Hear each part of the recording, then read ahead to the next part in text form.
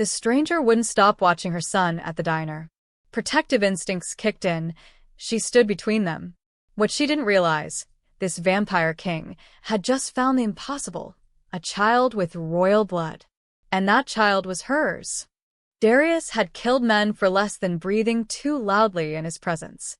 Yet here he stood, outside a weather-beaten diner called Margie's, staring at a grease-stained menu taped to the window, pretending to care about the Tuesday meatloaf special. The signature was here. Faint. Impossible. But here. For 300 years, Darius had been the last of his line, the only vampire born with the silver-red irises that marked true royalty. Every other royal had been slaughtered in the Purge of 1847, their ashes scattered across 5 continents to ensure no resurrection, no return. He'd accepted his loneliness like a crown, heavy, permanent, absolute. Then 2 weeks ago, during a routine scan of bloodline echoes across the Eastern Territories, his ancient magic had caught something it shouldn't have. A pulse. A heartbeat carrying the frequency of royal blood. Living. Breathing. Impossible.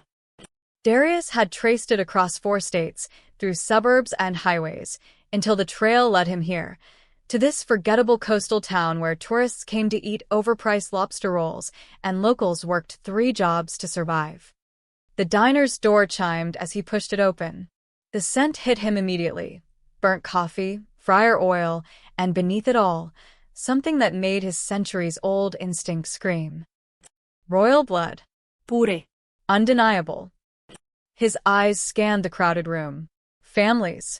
Elderly couples. A construction crew occupying a corner booth. And there, at the counter, a child. 7, maybe 8 years old. Dark curly hair. Oversized hoodie with a dinosaur on it. The boy sat alone, legs swinging from a stool too tall for him, coloring carefully inside the lines of a paper placemat maze. Darius's hands clenched. Every instinct told him to turn around, to leave, because what he was sensing couldn't be real. But then the child looked up. Their eyes met. And the boy's irises flashed, just for a heartbeat, with silver-red light. Darius forgot how to breathe. An unnecessary function for vampires, but shock has a way of dragging out old human habits. The royal bloodline. In a child. In a human diner. Impossible didn't begin to cover it. You gonna sit, or are you gonna stand there blocking the AC? The voice snapped him back. A woman, late 20s, blonde hair pulled into a practical ponytail, wearing a name tag that read Mara, stood with a coffee pot in one hand and exasperation in her eyes. Darius realized he'd been staring at her son. At the child. Table. Yes. Mara's expression shifted from annoyed to wary. She'd seen that look before, strange men watching her boy too closely. Her protective instincts kicked in immediately. "Eli, baby, go wash your hands for lunch," she said without taking her eyes off Darius. The boy, Eli, slid off his stool obediently, but as he passed Darius, something sparked in the air between them. A recognition that went deeper than sight or sound. Eli paused. Tilted his head. "You smell like nighttime," he said simply, then walked toward the bathroom. Mara stepped between them instantly, coffee pot raised like a weapon. Booth. Far corner. Away from my son. Darius could have moved faster than her eyes could track. Could have compelled her to forget she'd ever seen him. Could have done 1,000 things that would have been easier than obeying. Instead, he nodded and walked to the corner booth. Because he needed to understand. Needed to know how. Vampires didn't have children. Their bodies were frozen, unchanging. Dead in all the ways that mattered for creating life. In 4,000 years of recorded vampire history, there had never been a natural-born vampire child from a vampire and a human. Never. Yet the evidence sat 20 feet away, coloring dinosaurs and smelling like royal blood. Mara appeared at his table, her wariness now mixed with professional courtesy. "What can I get you?" Up close, something about her face tugged at the edges of his memory. The curve of her jaw. The way she held herself, tired but strong, worn but not broken. Just coffee, Darius said, studying her. Have we met before? I'd remember. Her tone made it clear she wished she wouldn't have to remember now. Cream? Sugar? Black. She left without another word, but Darius watched her move through the diner with practiced efficiency. Single mother, he guessed from the way she counted her tips between orders. Working hard, raising her son alone.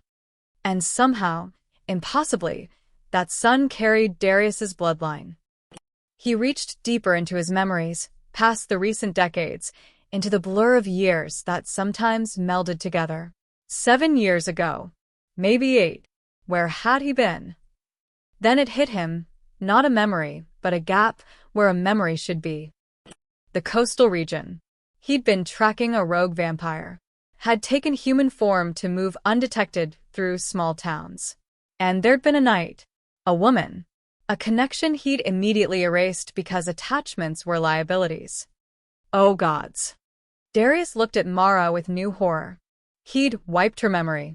Standard procedure when a vampire spent time among humans. Clean. Efficient. Merciful, even. But if she'd been pregnant, if somehow, impossibly, his body had been capable of creating life in that one human night, he'd erased the only witness to his son's conception. Left her alone, confused, carrying a child that would grow into something the world had never seen. Mara returned with his coffee, and this time Darius saw it. The faint lines around her eyes that suggested chronic headaches. The way she blinked too hard sometimes, like fighting against memories that wouldn't quite surface. Memory erasure wasn't perfect. Sometimes fragments fought their way back. Your son, Darius said carefully. His father. Not your business. Mara's voice could have frozen water. And not in the picture. Never was. She walked away before he could respond.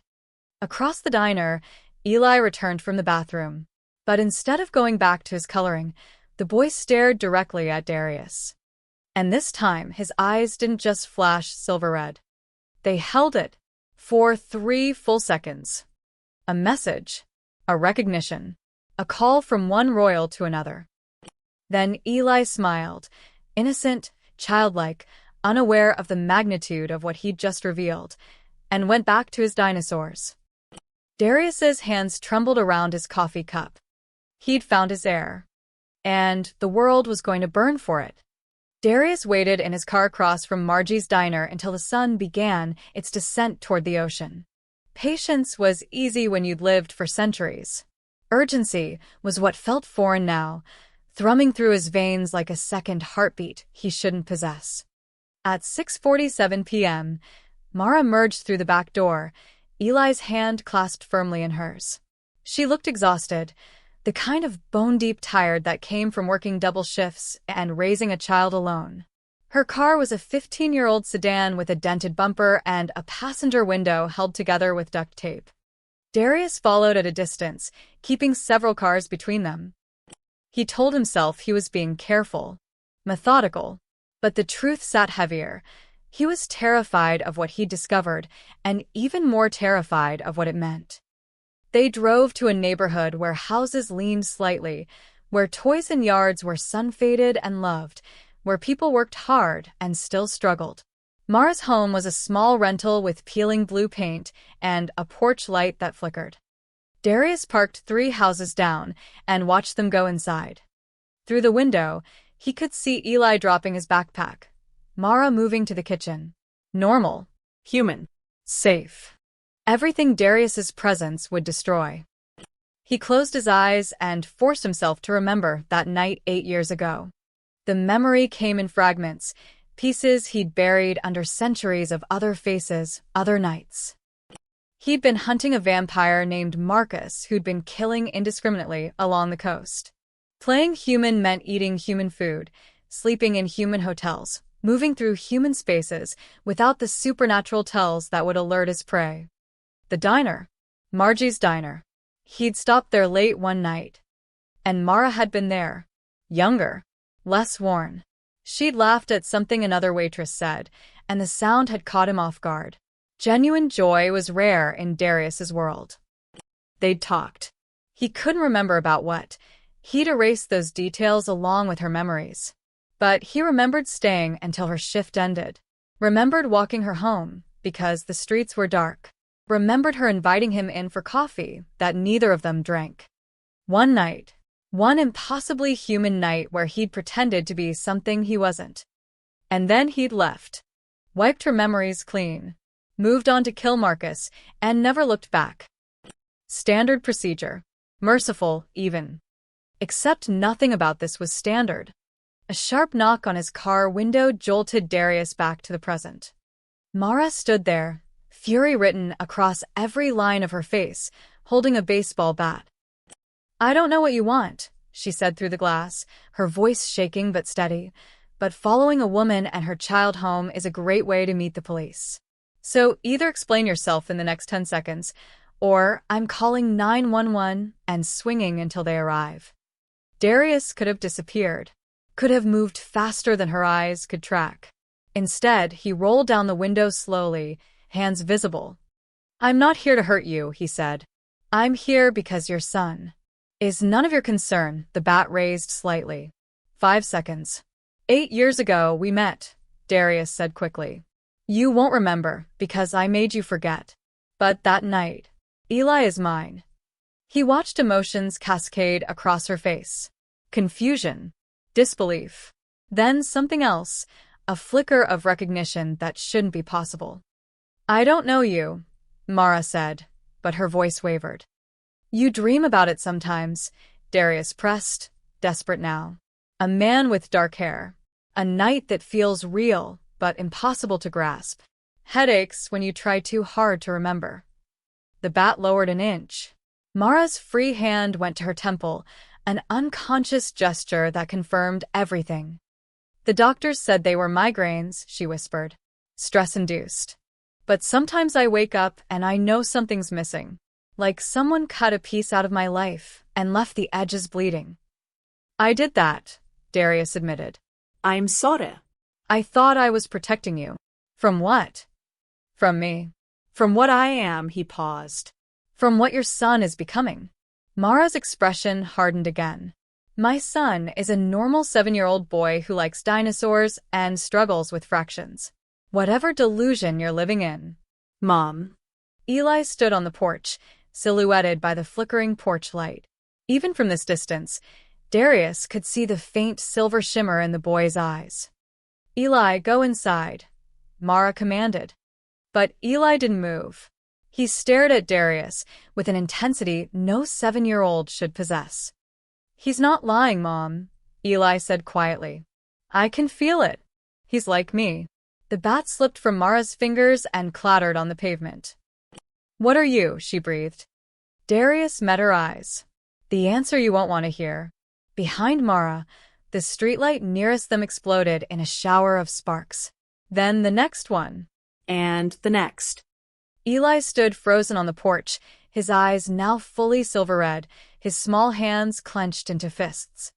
"I didn't mean to," the boy whispered. "I got scared." Darius was out of the car in an instant, moving toward the child with supernatural speed he no longer bothered to hide. "Eli," he said firmly but gently. "Look at me." Breathe. "You're safe." The explosion stopped. The glow in Eli's eyes faded to brown. And Mara realized that everything she thought she knew about the world had just shattered like those streetlights. "Inside," Darius said. Now. "Before someone sees. We need to talk, and we're out of time." For the first time, Mara didn't argue. She just took her son's hand and led them all into the house, while shadows that didn't belong to any of them began to gather at the edges of her yard. The storm came from nowhere. One moment, the coastal sky was clear. The next, black clouds rolled in from the ocean like something alive and angry, swallowing the sunset whole. Thunder cracked so loud that car alarms triggered up and down Mara Street. Inside her small living room, Darius stood by the window, watching the unnatural weather with growing dread. "Is that him?" Mara asked, her voice tight. Eli sat between them on the couch, small and confused, while his mother tried to process the impossible conversation they'd just had. Vampires. Royalty. Bloodlines. Her son carrying something ancient and powerful in his veins. No, Darius said. Eli's powers are still unconscious, reactive. This is something else. He'd explained what he could in the past 20 minutes. Not everything. That would take hours she didn't have, but enough. That he was vampire royalty. That their night together 8 years ago should have been impossible, in every biological sense. That Eli was the first of his kind, and that made him either a miracle or a target. Mara had listened with the expression of someone watching her world split in half. Then what's causing it? She demanded. Darius didn't answer. He was scanning the darkness between lightning flashes, looking for the telltale signs he'd learned to recognize over centuries. There. A figure that moved wrong, too fluid, too fast. Then another. And another. We need to leave, he said quietly. Now. I'm not going anywhere until you tell me what's happening. Lightning illuminated the street in stark white light, and in that flash, Darius saw them clearly. 3 vampires. Nobles from their bearing. They stood at the edge of Mara's property line, faces turned toward the house. Toward Eli. One of them, a woman with silver hair, raised her hand. A phone. She was making a call. They've found him, Darius breathed. Gods help us. They've already found him. Who? The council. Darius turned from the window. Mara, listen carefully. There are laws in the vampire world. Ancient ones. The royal bloodline was supposed to end with me. A half-human heir threatens everything they've built. Power structures, territories, centuries of tradition. So, what does that mean? It means they'll debate whether to control him or kill him. And while they debate, some won't wait for a decision. As if to punctuate his words, Eli suddenly gasped. His eyes went wide, unfocused. Mom, there's something wrong, he whispered. I can feel people thinking about me. Lots of them. And there. They're angry, scared. Mara pulled her son close. How can he feel that? Royal vampires can sense when others of our kind focus on us, Darius explained.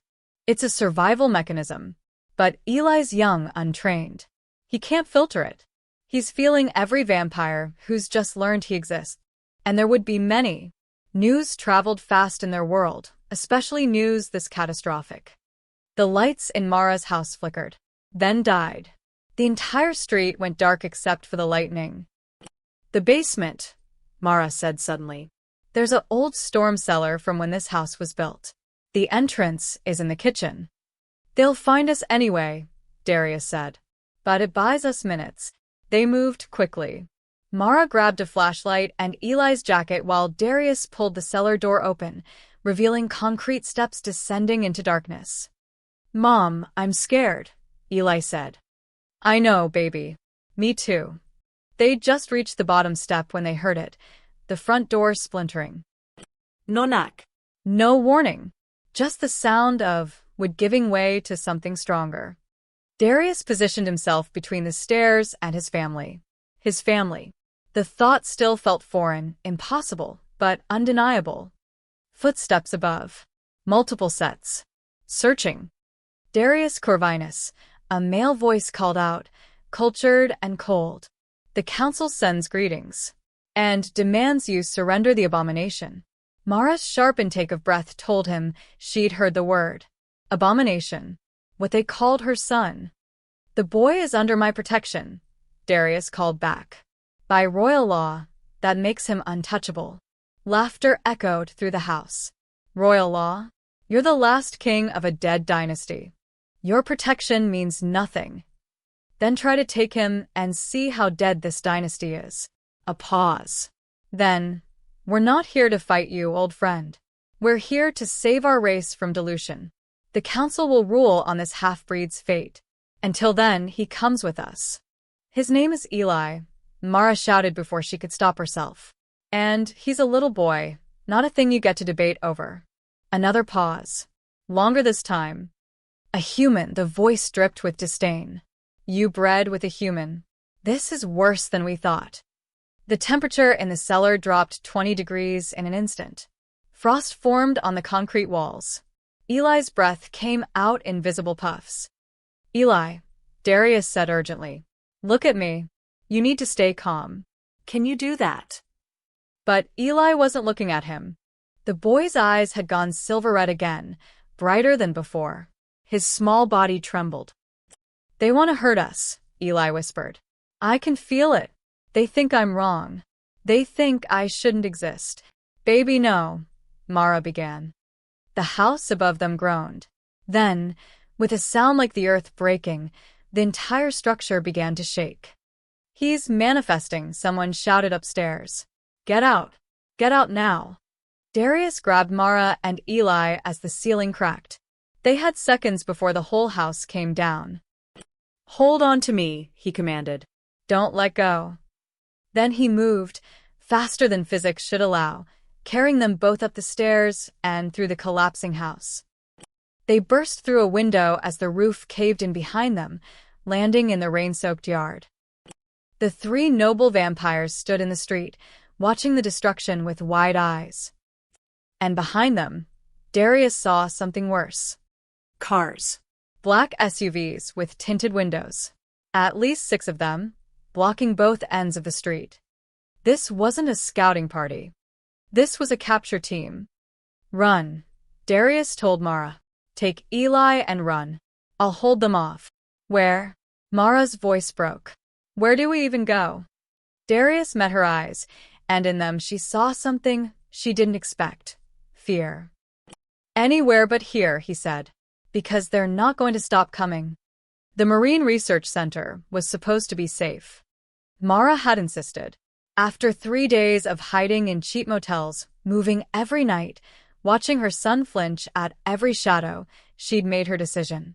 Eli had a field trip scheduled, and damn it all, he was going to have one piece of normal childhood left. This is a mistake.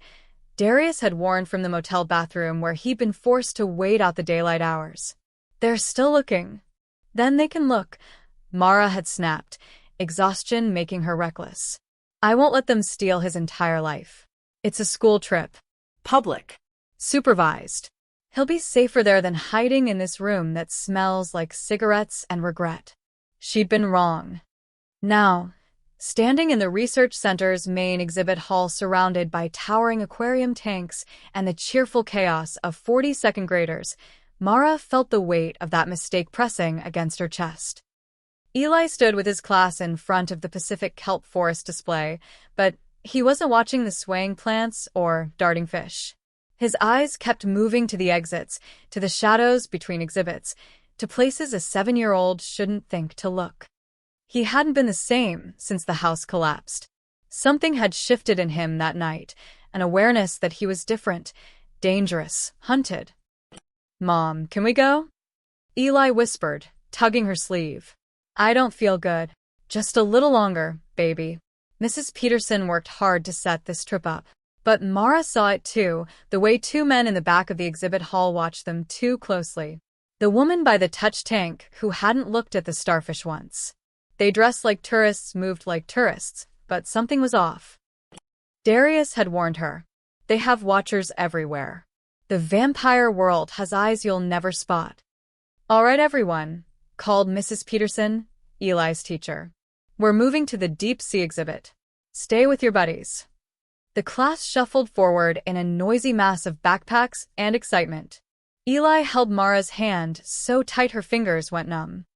The deep sea exhibit was the center's crown jewel, a 2-story cylindrical tank housing creatures from the ocean's darkest depths. Anglerfish with glowing lures. Translucent jellyfish. A giant Pacific octopus that watched visitors with unsettling intelligence.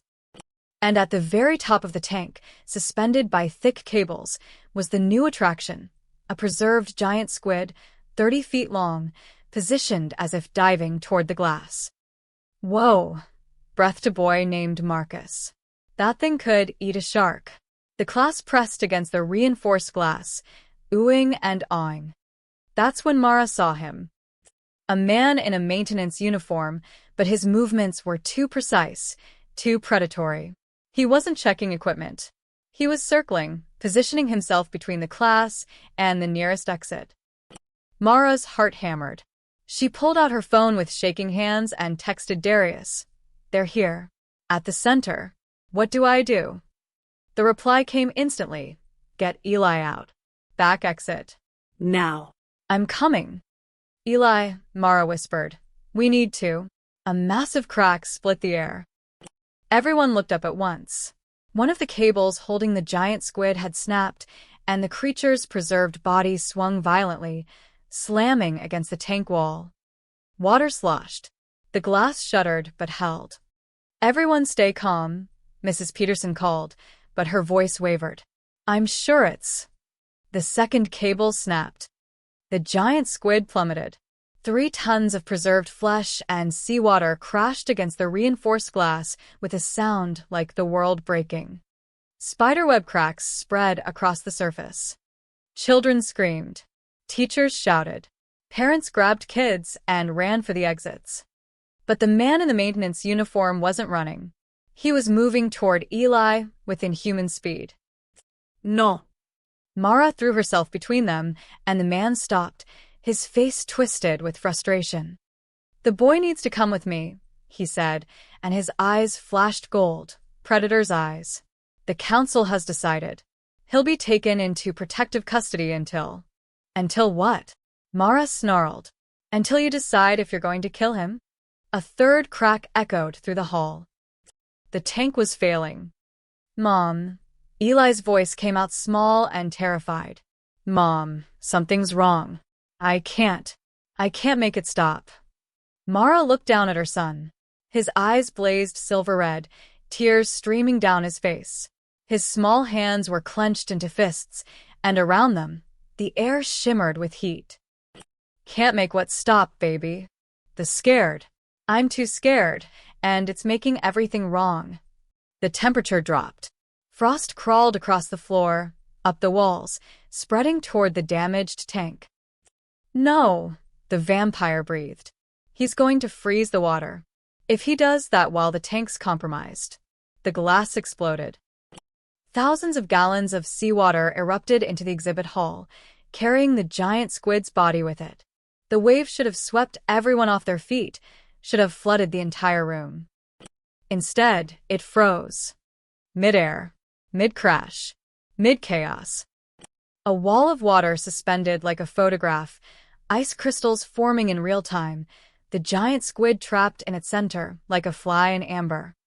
Every person in the hall stood frozen, not physically, but in shock, staring at the impossible. And at the center of it all stood Eli, eyes blazing, small body trembling with power he didn't understand and couldn't control. Impossible, the vampire whispered. That level of control. Even adult royals can't. But then Eli's legs gave out. The silver-red light flickered and died. The boy collapsed. The frozen water crashed down in a thunderous wave.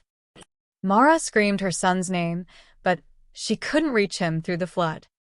Someone else did. Darius appeared from nowhere, moving through the water like it wasn't there, scooping Eli into his arms.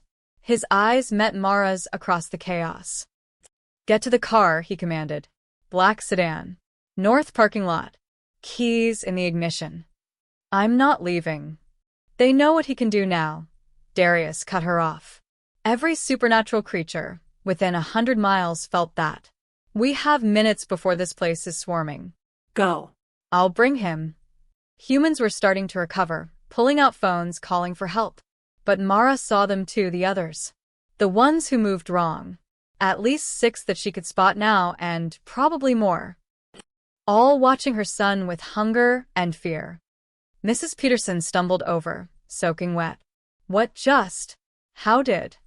Gas leak, Mara heard herself say. Hallucination from gas leak.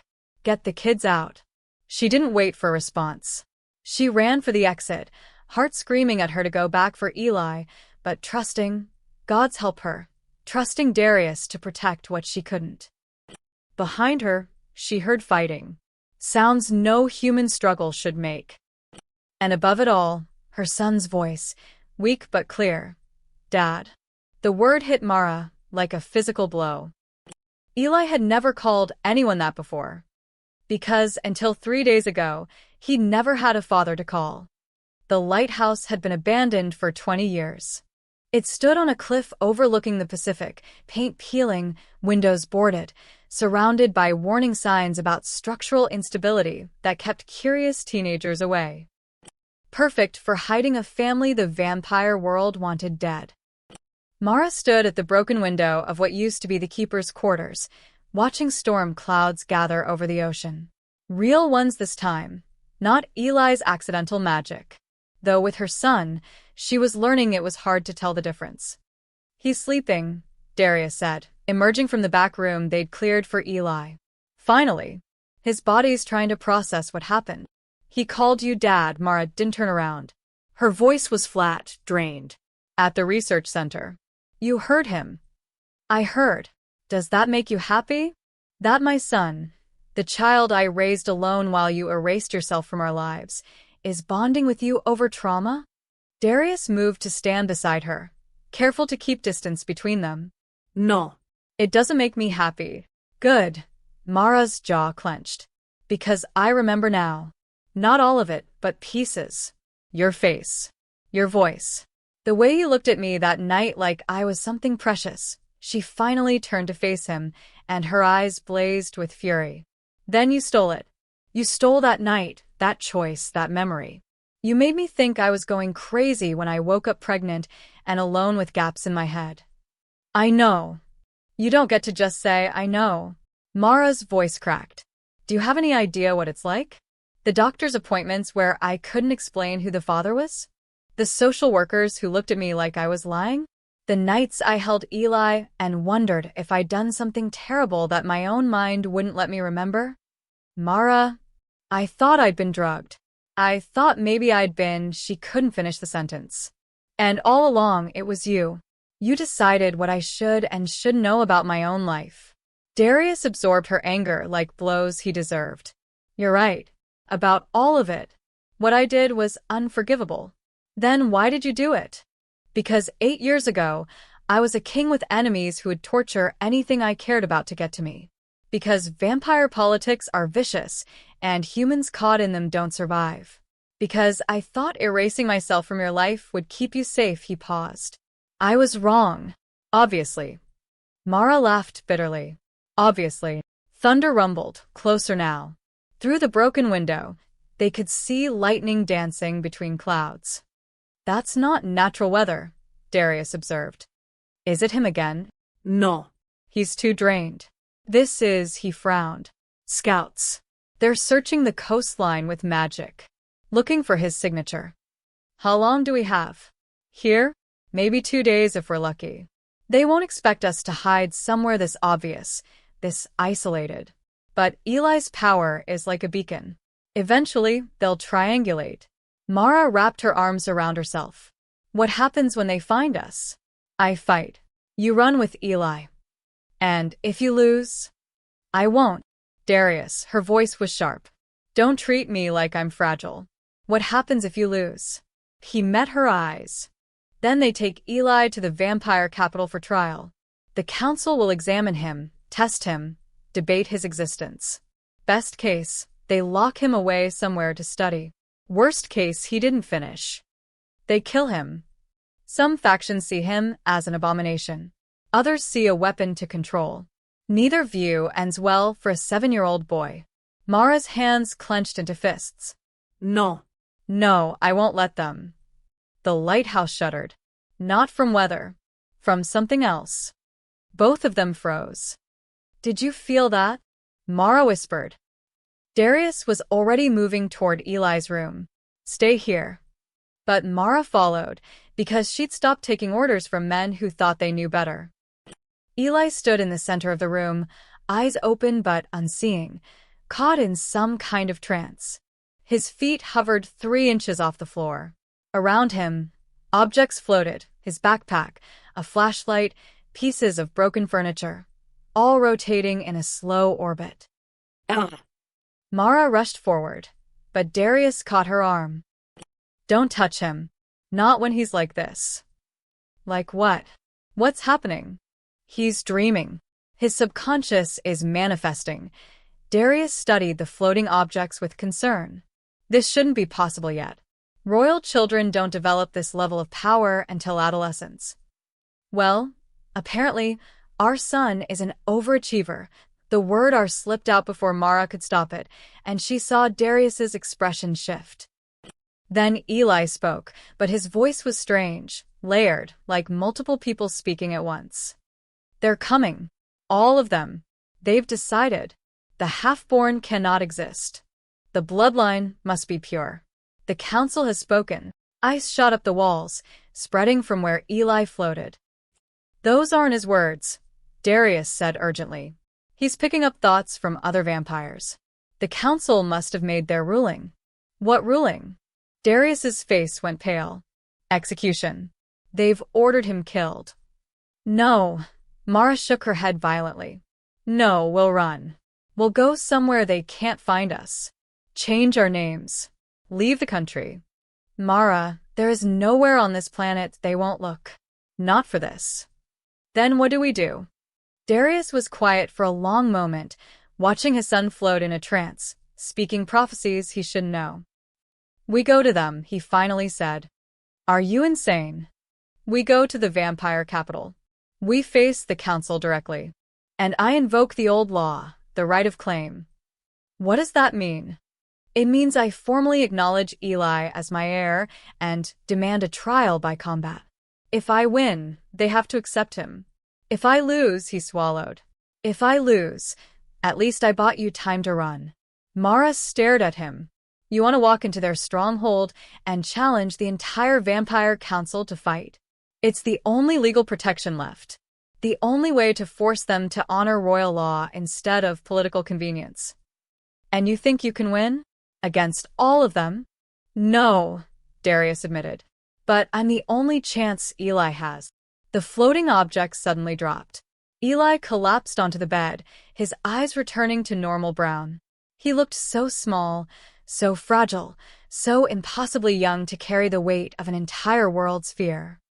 Outside, the storm intensified. Real lightning now, mixed with magical searching. They were running out of time. Mara sat beside her son, brushing hair from his sleeping face. Then she looked up at Darius with an expression he couldn't read. When do we leave? She asked. You're not coming. It's too dangerous. He's my son. Where he goes, I go. Her voice left no room for argument.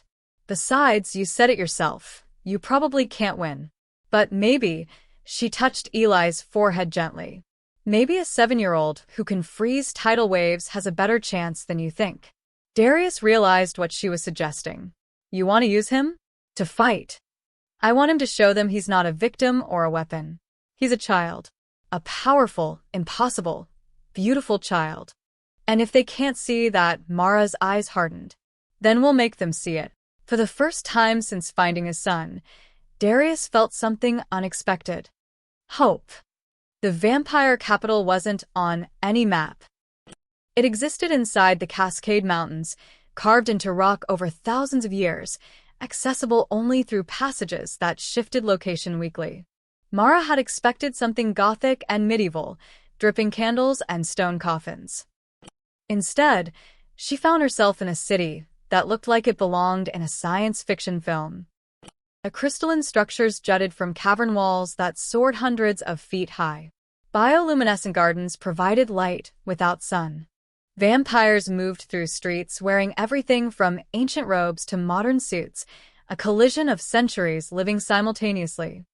Stay close, Darius murmured, one hand on Eli's shoulder, the other hovering protectively near Mara. Don't make eye contact.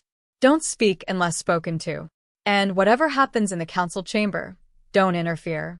Reassuring, Mara muttered, but her sarcasm hid terror. They walked through streets where every face that turned toward them held either curiosity or contempt.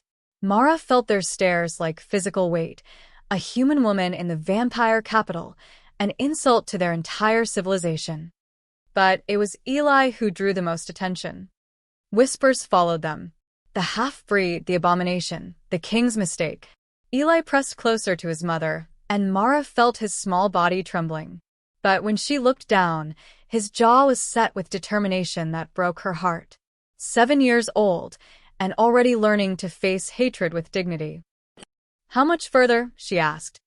"There," Darius pointed to a structure at the city's center, a massive amphitheater carved from black stone, its entrance flanked by statues of ancient vampire kings. The council hall. As they approached, the great doors opened without anyone touching them, revealing a chamber that stole Mara's breath. Hundreds of vampires filled circular tiers that descended toward a central floor. At the lowest level sat 12 figures on thrones carved from single pieces of obsidian, the Council of Elders, each representing a major bloodline. And every single one of them was staring at Eli. "Darius Corvinus," boomed a voice that echoed through the chamber. The speaker was a vampire who looked 30 but moved with the weight of centuries. "Lord Castellan, head of the council. You bring the half-breed here?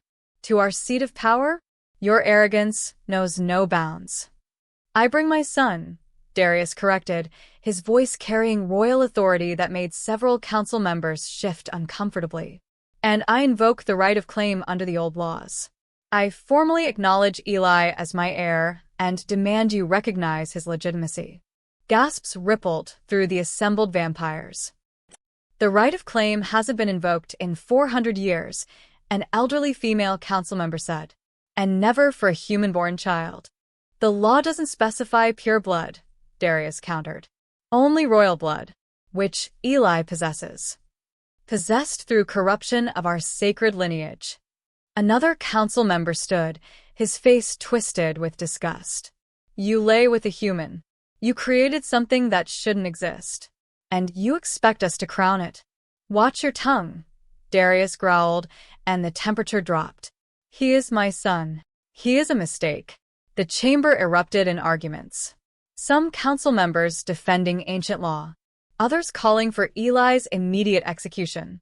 The noise built like pressure before an explosion. Then Eli spoke. "Why do you hate me?" His small voice somehow cut through the chaos, amplified by acoustics or magic or pure innocent confusion. "I didn't ask to be born. I didn't ask to be different. I just want to live." Silence fell like a hammer. Lord Castellan stood slowly. "The child speaks." How?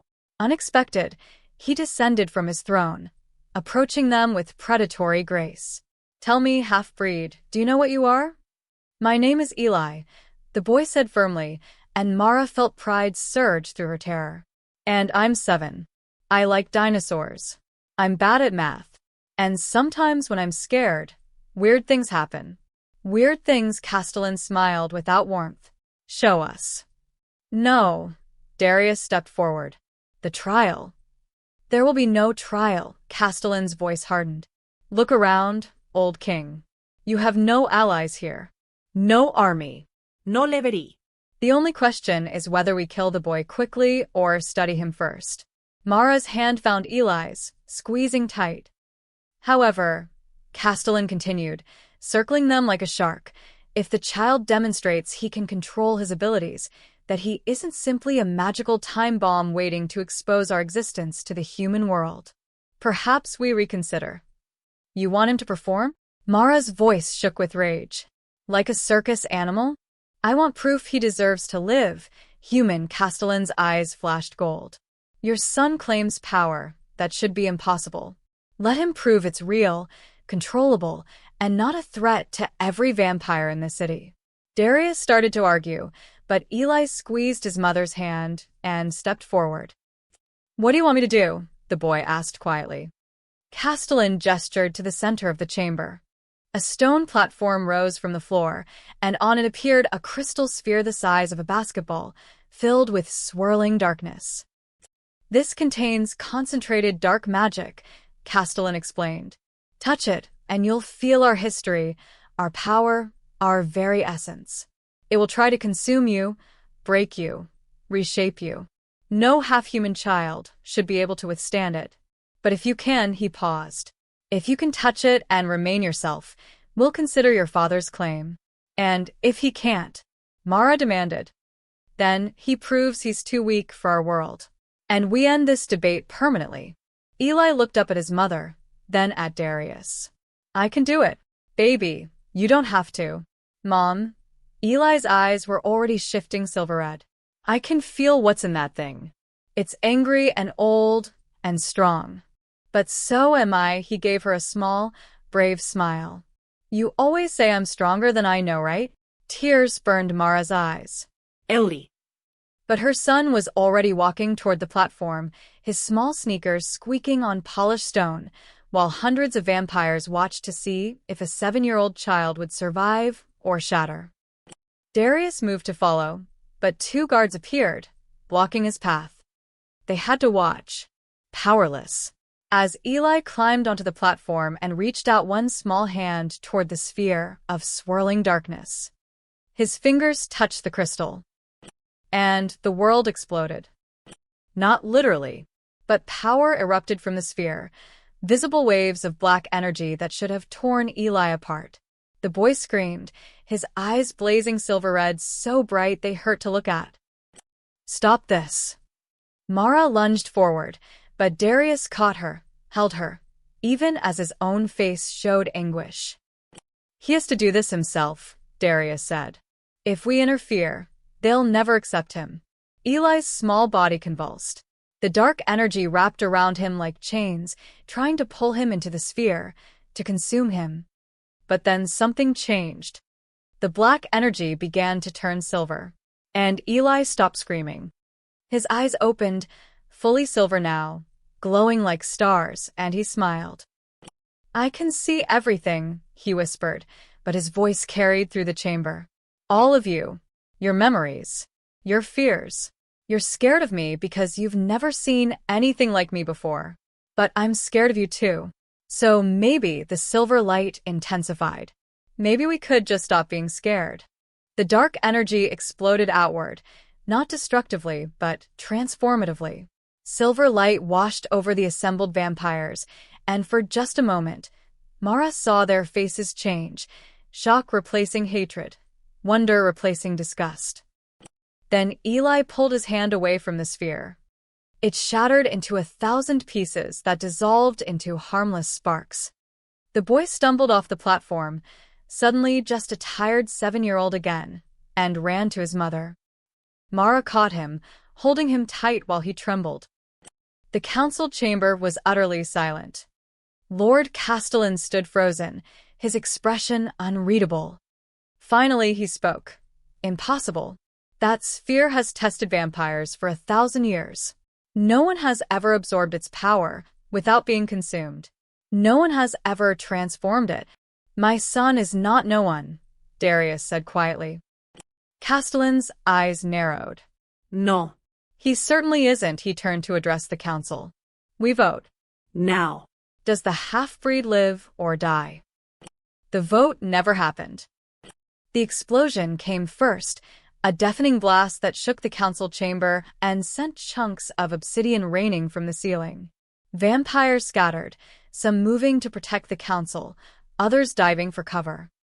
Through the smoke and chaos, figures poured in through a massive breach in the wall.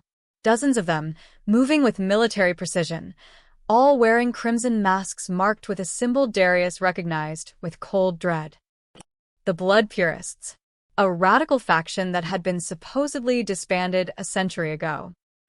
Get down. Darius shoved Mara and Eli behind a fallen pillar as weapons fire erupted, not bullets, but concentrated bursts of magical energy that could reduce a vampire to ash. Lord Castellan's voice boomed through the chaos. Traitors! You dare attack the council. A woman stepped through the breach, removing her crimson mask to reveal a face Darius knew. Lady Morgana, an ancient vampire he'd once called friend, now twisted with fanatical rage. The council has failed, she declared. You would legitimize this pollution of our bloodline?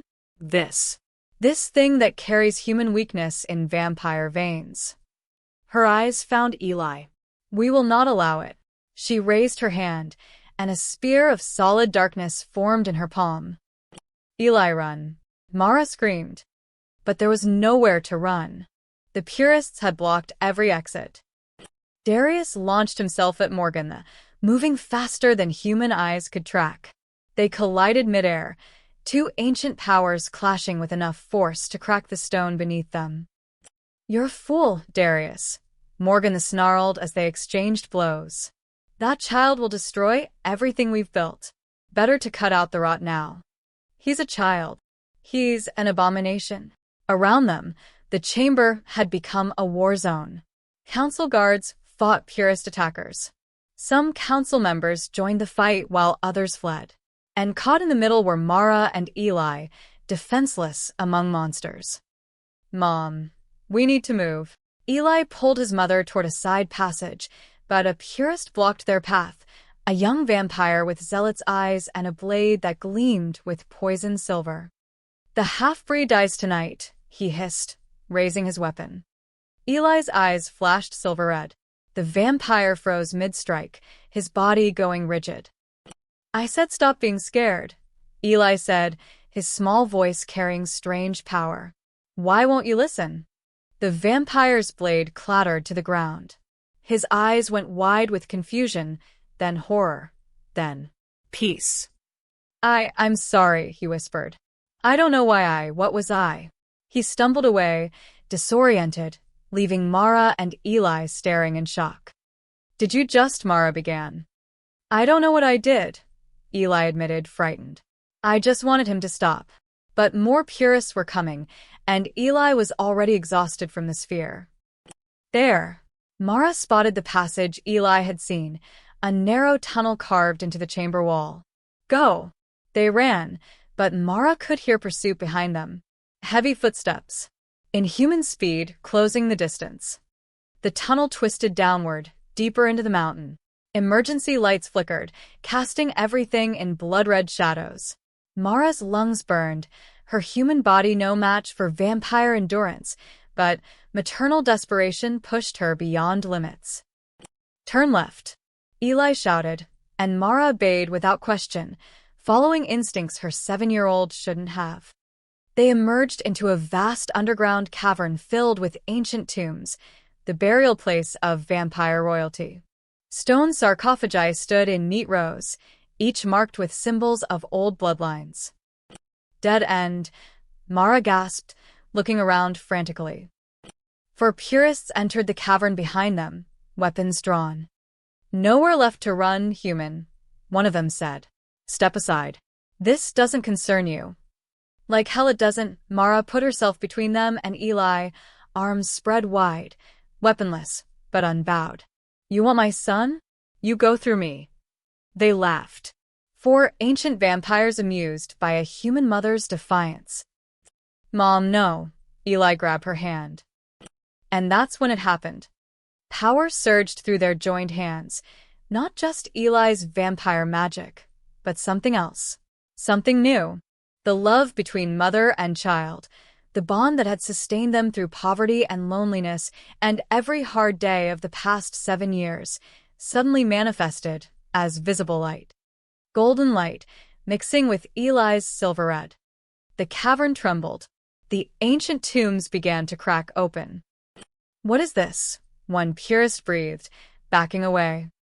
From the breaking sarcophagi, forms rose, not corpses, but memories, echoes of ancient vampire kings and queens preserved in stone and magic.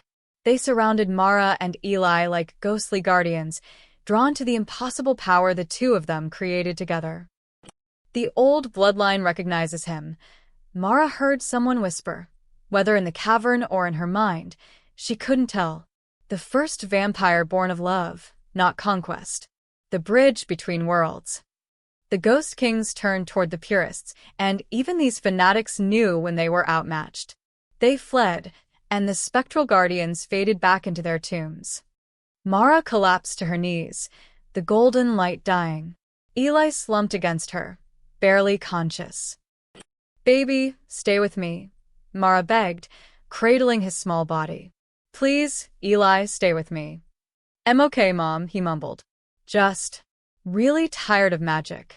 Despite everything, Mara laughed, a half-sob, half-relief sound that echoed through the tomb cavern. Footsteps approached. Mara tensed, ready to fight again with her bare hands, if necessary. But it was Darius who emerged from the tunnel, battered and bleeding but alive. Behind him came Lord Castellan and several council members, all staring at the cracked tombs with expressions of awe. The ancestors awakened. Castellan breathed.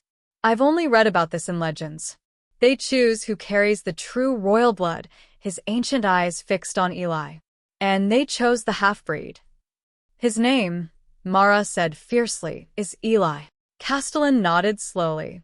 Eli, then he approached carefully, then did something Mara never expected. He knelt. The council was wrong. Lady Morgana was wrong. You are not an abomination. You are something we don't yet understand, which makes you dangerous, yes. But also, he paused, searching for words. Also necessary. The purists? Darius asked. Scattered. Morgan escaped, but her faction is broken. Many of her followers surrendered when they saw the ancestors rise. Castellan stood. But this isn't over. The vampire world has fractured tonight. Some will accept the boy. Many won't. Then what do we do? Mara asked. Castellan and Darius exchanged a long look. Centuries of history, politics, and unspoken understanding passing between them. We change, Castellan finally said. Or we die clinging to the past. Those are the only options your son has left us. Eli stirred in Mara's arms. Does this mean people will stop trying to kill me?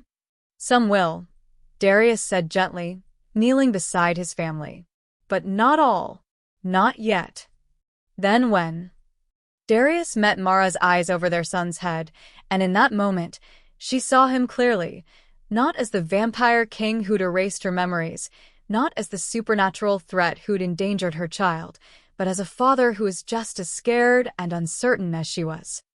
When we make them, Mara said firmly, together. 3 months later, the lighthouse looked different. Not abandoned anymore. The windows were repaired, the paint fresh, the warning signs replaced with a simple mailbox that read, Corvinus Hayes. Mara had insisted on the hyphenation. He's both, she'd said. Vampire and human. Your family and mine. The name should reflect that. Darius hadn't argued. Now he stood in what used to be the keeper's quarters, now a surprisingly cozy living room, watching Eli sprawled on the floor doing homework. Normal, human homework about fractions and spelling words, as if the child hadn't reshaped vampire society 3 months ago. Dad, what's 7 times 8? Eli asked without looking up. 56, Darius answered, still marveling at that word. Dad. He'd been a king for centuries, a warrior, a legend. But nothing had ever felt as significant as being called Dad by a 7-year-old struggling with multiplication tables. Thanks, Eli scribbled the answer, then frowned. Hey, is Lady Morgana still trying to kill me? Mara appeared from the kitchen, dish towel over her shoulder. Eli, we talked about this. No assassination talk during homework time. But I'm curious. Be curious about fractions. Eli made a face that was pure human child, despite the vampire royalty flowing through his veins. Darius hid his smile. The truth was, Morgana had disappeared after the council chamber attack. Rumors placed her in South America, gathering what remained of the purist faction. She'd become more legend than threat, a cautionary tale whispered among vampires who resisted change. Meanwhile, change kept happening whether they liked it or not. Lord Castellan had declared Eli, acknowledged but not crowned, a political compromise that gave the boy royal protection without forcing the council to immediately accept a half-human heir. It was progress, Darius supposed, even if glacially slow. Some vampire territories had embraced the new reality. Others refused entry to anyone associated with Eli. The supernatural world was divided, tense, waiting to see what came next. But here in this lighthouse, they'd built something else. A home. Dinner in 10, Mara announced. Real food for the humans, and she glanced at Darius. Whatever it is you drink that you keep pretending I don't notice in the back of the fridge. It's medical-grade plasma, Darius said with dignity. Ethically sourced. It's creepy is what it is, but Mara's tone held no real judgment anymore. They'd reached an understanding over the past months. Not forgiveness, exactly, but something more complex. An acknowledgement that both of them were doing their best in an impossible situation. Some nights they talked for hours after Eli slept. About the past. About what Darius had stolen from her. About whether trust could be rebuilt on such broken foundations.